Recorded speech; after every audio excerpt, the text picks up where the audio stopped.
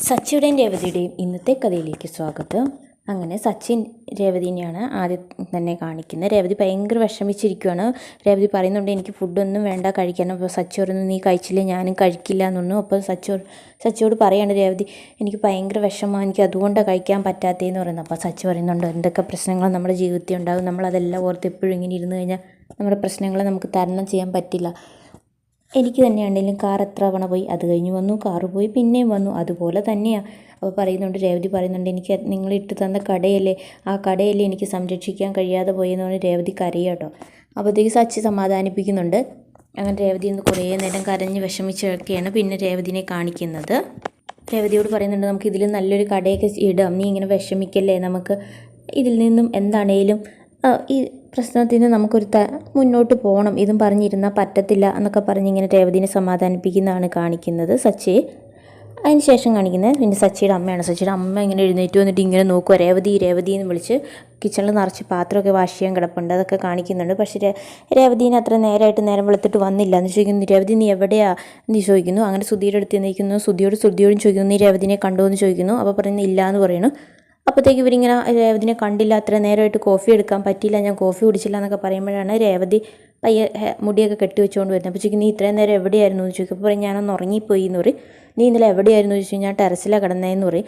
നീ ഇന്ന് എത്രയും നേരം എന്തിനാണ് ഉറങ്ങിയത്, ഇവിടെ എന്തോരം പണിയുണ്ട് എന്നൊക്കെ ചോദിച്ച് ഇങ്ങനെ രേവതിനെ ഇങ്ങനെ പറയുകയാണ്.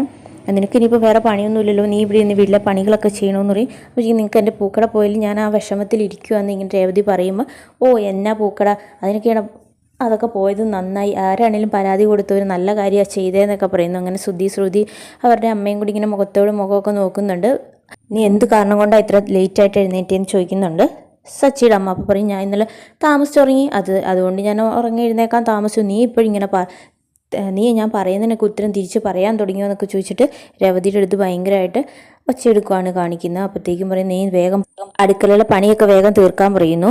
അപ്പോൾ ഈ ശ്രുതി പറയുന്നുണ്ട്, ഞാൻ ചായ കുടിച്ചില്ല എന്ന് പറയുന്നു. അപ്പോൾ പറയും, ഒരു ദിവസം ഞാൻ താമസിച്ചല്ലേ ഉള്ളൂ, നിങ്ങൾക്ക് ഉണ്ടാക്കി ചായ കുടിച്ചാൽ എന്നാന്ന് ചോദിക്കുന്നു. അപ്പോൾ പറയും, ഞാനിവിടുത്തെ പണിയെല്ലാം ചെയ്യാടീന്നും പറഞ്ഞിട്ട് സച്ചിയുടെ അമ്മ ഇങ്ങനെ രേവതിയോട് ഒച്ചെടുക്കുക. ഇതൊക്കെ കേട്ടോണ്ടാണ് സച്ചി വരുന്നത്. സച്ചി ചോദിക്കുന്നത്, എന്തിനാണ് നിങ്ങൾ അവളുടെ അടുത്ത് ഒച്ചെടുക്കുന്നതെന്ന് ചോദിക്കുന്നു. പിന്നെ ഞാൻ എന്ത് ചെയ്യണോടാന്ന് ചോദിക്കുന്നു. അപ്പോൾ പറയും, അവളുടെ കട പോയി, അതെന്താണ് അവളുടെ കട പോയതിന് നന്നായി എന്ന് പറഞ്ഞിട്ടാണ് അവരിങ്ങനെ ഈ പറഞ്ഞുകൊണ്ടിരിക്കുന്നതാണ്. അപ്പോഴത്തേക്ക് സച്ചി വന്നിച്ച് ഇവരുടെ അടുത്ത് ദേഷ്യപ്പെടും, എന്തിനാണ് നിങ്ങൾ അവളുടെ അടുത്ത് ഇങ്ങനെ ദേഷ്യപ്പെടുന്നത്, നിങ്ങൾക്ക് വേണമെങ്കിൽ ഉണ്ടാക്കി കഴിച്ചുകൂടെ എന്നൊക്കെ ചോദിക്കുന്നുണ്ട്. അപ്പോഴത്തേക്കും പറയുന്നു, എന്നാൽ പിന്നെ ഞാൻ ഉണ്ടാക്കിക്കോളാം, ഇപ്പം ഒരു മനുഷ്യൻ നടക്കാൻ പോയിട്ടുണ്ട്, അവർ വരും, അയാൾ വന്നു കഴിയുമ്പോൾ നീ പറയണം ഞാൻ ഉറങ്ങിപ്പോയി എന്ന് പറയണം. അപ്പോഴത്തേക്കും പറയുന്നു, ഞാൻ ഭക്ഷണം ഉണ്ടാക്കില്ല എന്ന് പറഞ്ഞില്ലല്ലോ അമ്മയെന്ന് രേവതി ചോദിക്കുന്നുണ്ട്. ഞാൻ ഭക്ഷണം ഉണ്ടാക്കിക്കൊള്ളാം, പക്ഷെ ഞാൻ ഇന്നൊന്ന് താമസിച്ച് എഴുന്നേറ്റ് പോയനാണോ ഇങ്ങനെയൊക്കെ പറയുന്നത്. എന്നിട്ട് രേവതി വേഗം അടുക്കളയിലേക്ക് പോയിട്ട് പാത്രമൊക്കെ കഴുകുന്നു. നിറയെ പാത്രമൊക്കെ ഇങ്ങനെ അടുക്കളയിൽ വാരി ഇട്ടേക്കും. അപ്പോഴത്തേക്കും അതിന് മുന്നേ ശ്രുതി പറയുന്നുണ്ട്, ഞാൻ കോഫി കുടിച്ചില്ല എന്ന്. അപ്പോഴത്തേക്കും കണ്ടോ, അവൾക്ക് കോഫി ഉണ്ടാക്കി പോലും കൊടുത്തില്ല എന്ന് പറയുന്നു. അപ്പോഴത്തേക്ക് സച്ചി ഒന്നിച്ച് പറയും, നിനക്ക് കോഫി വേണം, നിൻ്റെ ഭാര്യയോട് എഴുന്നേറ്റ് രാവിലെ ഉണ്ടാക്കി തരാൻ പറയണം, നിനക്ക് രാവിലെ കോഫി കുടിച്ചിട്ട് എങ്ങും പോകാനില്ലല്ലോ എന്നൊക്കെ ശ്രുതിയോട് ഇങ്ങനെ ചോദിക്കുന്നുണ്ട്.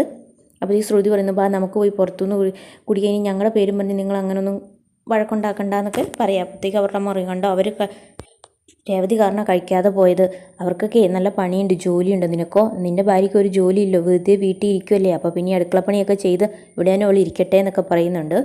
അതിനുശേഷം രേവതി കിച്ചണിൽ പോയി പാത്രമൊക്കെ കഴുകാൻ വേണ്ടി ഇങ്ങനെ നിറച്ച് പാത്രങ്ങളൊക്കെ വാഷ് ചെയ്യാൻ ഇട്ടേക്കുവാണ്. അപ്പോഴത്തേക്ക് സച്ചിയുടെ അടുത്ത് വന്നേച്ച് പറയുന്നുണ്ട്, സച്ചിയുടെ അമ്മ വന്നേച്ച് പറയാം, പരുന്ത് പറക്കുന്നുണ്ടിട്ട് കുരുവി ഇറക്കാൻ നോക്കിയാൽ നടക്കത്തില്ല എന്നൊക്കെ പറയുന്നുണ്ട്. അപ്പോൾ എന്നാണേലും നിൻ്റെ ഭാര്യയ്ക്ക് ഇത് തന്നെയാണ് പറ്റുള്ളൂ, വേറെ പണിക്ക് ജോലിക്കൊന്നും പോകാൻ പറ്റത്തില്ല, അവൾക്ക് അതിനുള്ള ഒരു ഇതൊന്നും ഇല്ല, അവൾ ഈ കടയൊന്നും കണ്ടില്ല, അങ്ങനെയാണെങ്കിൽ അവളുടെ കടയൊക്കെ പണ്ടേ ഇപ്പോൾ പൊളിച്ചുകൊണ്ട് പോയില്ല, എന്നുള്ളത് നല്ല കാര്യമാണെന്നൊക്കെ പറഞ്ഞിട്ട് ഇങ്ങനെ സച്ചിയുടെ അടുത്ത് ഇങ്ങനെ ഓരോന്നൊക്കെ പറയുകയാണ്. പരുന്തിൻ്റെ അത്രയും കുരുവിക്ക് ചിലപ്പോൾ പറക്കാൻ പറ്റില്ലായിരിക്കും, പക്ഷേ കുരുവിക്ക് പറക്കാൻ പറ്റുന്നതിനും പറ്റും എന്നൊക്കെ പറയാം, പറ്റില്ല എന്ന് പറഞ്ഞല്ല കുരുവി ഇരിക്കുന്നതെന്നൊക്കെ പറഞ്ഞാൽ അവരിങ്ങനെ ഒരു പഴഞ്ചൊല്ല് പോലെയാണ് ഇവൻ്റെ അമ്മ രേവതിനെയും സച്ചിനെയും കളിയാക്കി സംസാരിക്കുന്നത്. പിന്നെ കാണിക്കുന്ന അവരുടെ അച്ഛൻ നടക്കാൻ പോയിട്ട് വരുന്നതാണ്. വന്നു കഴിയുമ്പോഴത്തേക്കും ചോദിക്കുന്നത്, നീ എന്താ വിഷമിച്ചിരിക്കുന്നതെന്നൊക്കെ ചോദിക്കുമ്പോൾ പറയുന്നുണ്ടെങ്കിൽ, ഞങ്ങളുടെ രണ്ടുപേരുടെ ഒരു സന്തോഷമല്ലായിരുന്നു ആ ഷോപ്പ്, ആ പൂക്കട, അതല്ലേ ഇങ്ങനെ പൊളിച്ചു കളഞ്ഞതെന്നൊക്കെ പറയുന്നുണ്ട്. അപ്പോൾ ആ കടയിരിക്കുന്നിടത്തേക്ക് നോക്കുമ്പോൾ തന്നെ വിഷമം സച്ചിയുടെ അച്ഛൻ പറയുന്നുണ്ട്. സച്ചിക്കും ആളെ സംശയം ഉണ്ടെന്ന് പറയുന്നു, അവരുടെ അച്ഛനും സംശയമുണ്ട്. അപ്പോൾ പറയും, എന്നാൽ ബാക്കി അതിനുള്ളത് നോക്കാം. അങ്ങനെ പറയും, എന്നാലും അവളെ വിഷമിച്ചവരുടെ അടുത്ത് ഞാൻ എന്താണേലും ചോദിക്കുന്നുണ്ട്. പക്ഷേ ഇപ്പം ഞാൻ ചോദിക്കാതിരിക്കുന്ന എൻ്റെ കയ്യിൽ അതിനുള്ള തെളിവില്ല. പക്ഷേ ഞാൻ ആ തെളിവ് ഉണ്ടാക്കി കഴിഞ്ഞാൽ അവളെ വിഷമിപ്പിച്ചിട്ട് ആരാണേലും ഞാനിത് ചോദിക്കും എന്നൊക്കെ പറഞ്ഞിട്ട് സച്ചി ഇങ്ങനെ പറയുകയാണ്. പിന്നെ സച്ചിയുടെ കൂട്ടുകാരിങ്ങനെ വണ്ടി ഓടിക്കുന്ന സ്ഥലത്ത് ഇങ്ങനെ വണ്ടിയൊക്കെ നിർത്തിയിട്ടേച്ച് അവർ ടാക്സി സ്റ്റാൻഡിൽ ഇങ്ങനെ നിൽക്കുവാണ്. അപ്പോൾ ഒന്നും ഓട്ടോ ഒന്നും ഇല്ലല്ലോ. ആ സമയത്താണ് സച്ചി വണ്ടിയും കൊണ്ട് ചെല്ലുന്നത്. അപ്പോൾ സച്ചിയോട് പറയുമ്പോൾ നമുക്ക് ട്രിപ്പ് പോയി, ഓട്ടോ ഒന്നും ഇല്ലല്ലോ എന്ന് പറഞ്ഞ് എനിക്കിങ്ങനെ ട്രിപ്പ് പോകാൻ പറ്റിയൊരു മൂഡിലൊന്നും അല്ല.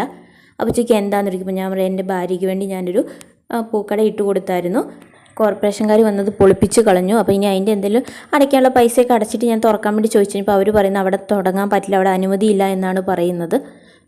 എന്താണേലും ഒരു വളരെ വിഷമം തന്നെയുള്ള കാര്യമാണെന്നൊക്കെ പറയാം. അവൾക്ക് ഭയങ്കര വിഷമമാണ്. എന്തായാലും അവളുടെ കണ്ണുനീര് എനിക്കൊന്ന് മാറ്റി കൊടുക്കണമെന്നുണ്ട്. കാരണം എവിടെയെങ്കിലും ഒരു നല്ല റൂം എടുത്തിട്ട് എ സിയൊക്കെയുള്ളൊരു കട തുടങ്ങി കൊടുക്കണമെന്നുണ്ടെന്ന് പറയുന്നു. അപ്പോൾ പറയാം എനിക്ക് ഒത്തിരി പൈസയാവില്ല, അതൊക്കെ പറ്റും, പെട്ടെന്ന് ഇപ്പം എന്നെക്കൊണ്ട് പറ്റില്ലാത്തൊരു കാര്യമാണെന്ന് എനിക്കറിയാം. പക്ഷേ സ്വപ്നം കാണുന്നതിന് കുഴപ്പമില്ല, എനിക്ക് എന്താണേലും ഞങ്ങൾക്ക് ഒരു കട തുടങ്ങും, ഞങ്ങൾ പൂക്കട തുടങ്ങും എന്നൊക്കെ പറഞ്ഞാണ് കാണിക്കുന്നത്. അപ്പോൾ ഇന്നത്തെ എപ്പിസോഡിൽ ഇത്രയാണ് കാണിക്കുന്നത്. അപ്പം ബാക്കി കഥയുമായി നമുക്ക് നാളെ കാണാം.